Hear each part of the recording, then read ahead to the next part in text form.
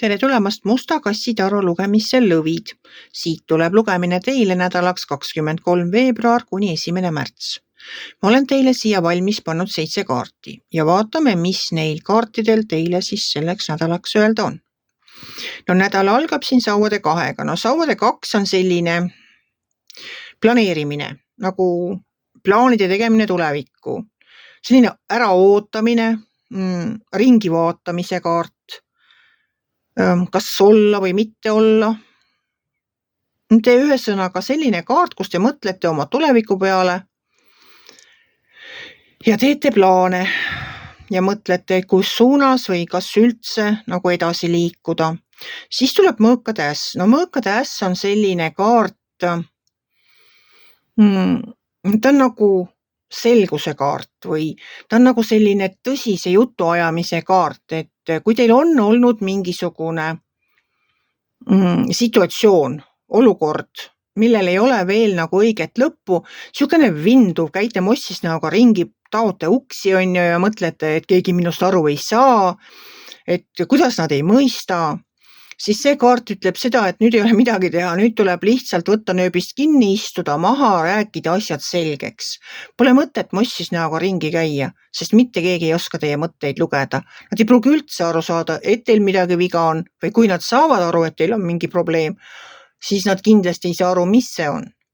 Et istuge maha, rääkige asjad selgeks ja siin kõrval on karikate 2, see tähendab seda, et kõik saab minna ainult paremaks. Karikate 2 on minu jaoks selline partnerluskaart, hingesugulase kaart, oma inimese kaart. See on selline inimene teie kõrval, kellega te võitegi asju selgeks rääkida täiesti rahulikult, kartmata tagajärgi. Et ta on selline inimene, kes mõistab teid. Ta on teie inimene, nagu see, kellega, mina ei tea, te võngute ühes taktis. Ja te ei pea kontrollima iseennast, oma sõnu, et mida ta minust mõtleb. Tema saab teist aru. Ta on teie inimene, hingesugulane, ta saab teist aru. Siis sealt tuleb mõõdukuse kaart. Mõõdukuse kaart ütleb seda, et kõik läheb nagu paremas suunas rahulikult, ilma suurema lärmita. Lähevad ja loksuvad asjad teie elus paika. Ja loksuvad paika väga ilusas suunas, sest siin all on müntide äss. Müntide äss räägib stabiilsest tulevikust, räägib edust, räägib rahalisest edust ehk materiaalsest edust. Aga see ei ole ainult materiaalne edu.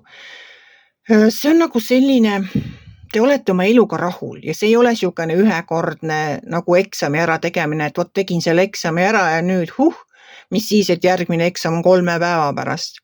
See ei ole selline rahulolu, see on nagu selline pikaaegne, stabiilne, turvaline, et te tunnete ennast nagu turvaliselt. Edasi tuleb siit keisrinna.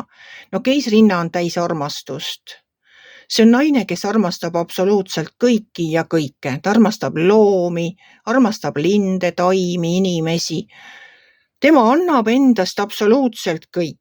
Ja ta annab nagu midagi vastu tahtmata.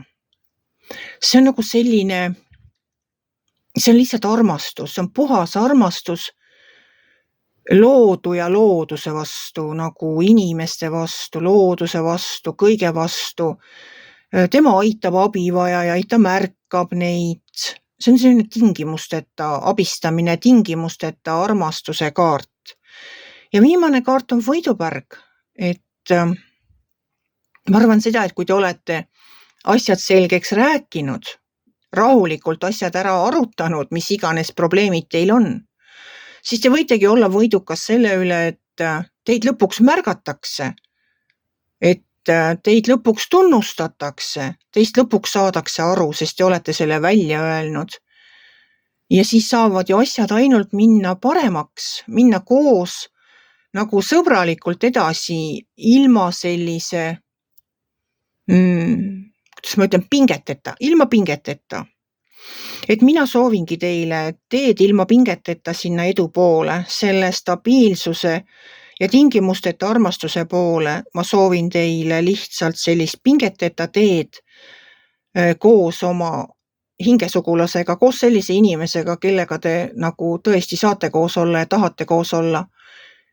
et kellega te ühes taktis hingate, et sellist inimest on meie kõigi ellu vaja ja kelle juurde joosta siis, kui elus on raske. Et kes alati ära kuulab, lohutab ja aitab, kui saab. Et tulgu teil selline rahulik nädal, täis armastust, üksteise mõistmist. Kui teile minu lugemine meeldis, ärge olge kitsi. Pange ikka like pöial üles, võite ka kommenteerida ja kohtume järgmisel nädalal.